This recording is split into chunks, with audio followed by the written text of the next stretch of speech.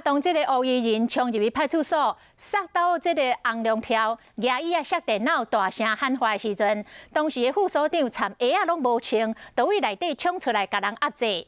局长陈家昌学到这个副所长尽忠职守。问题是，杀到这个红龙条，牙医啊摔电脑，这种的行为，拢已经卡到妨害公务了。为什么副所长无用现行犯，甲铐手铐，当场甲人抓起来的？副所长讲，伊当时冲出来甲人压制，真正无看到对方有牙椅啊来摔电脑。听到吵闹声，迄天值班的严行政副所长鞋啊拢未付清，就对外口冲出来时，就有查甫摕值班台边的椅啊对桌仔顶的电脑降落。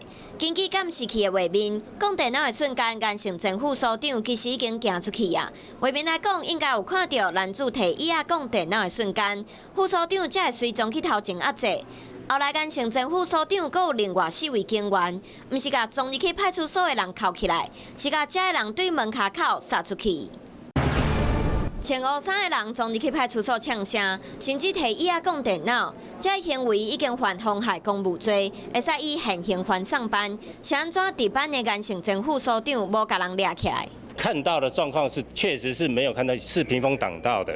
然后那时候因为刚睡醒，整个状况他嫌犯所做的动作确实是没有看到。大声的这个声响，马上冲出来，他并没有刚刚看到那个拿铁椅这个摔击电脑的这个画面。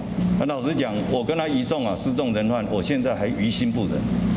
因为你从画面上看到他那个把歹徒压制住的，就是副所长，从头到尾他都是在尽忠职守。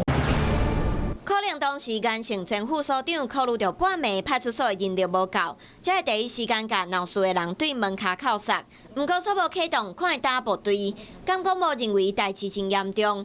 值班的严行政副所长无对县长通报，主管认为毋是现行犯甲人放掉，嘛引起后壁连续风波。台北市警察局的局长却认为伊真受责任，这互外界真歹理解标准到底伫倒。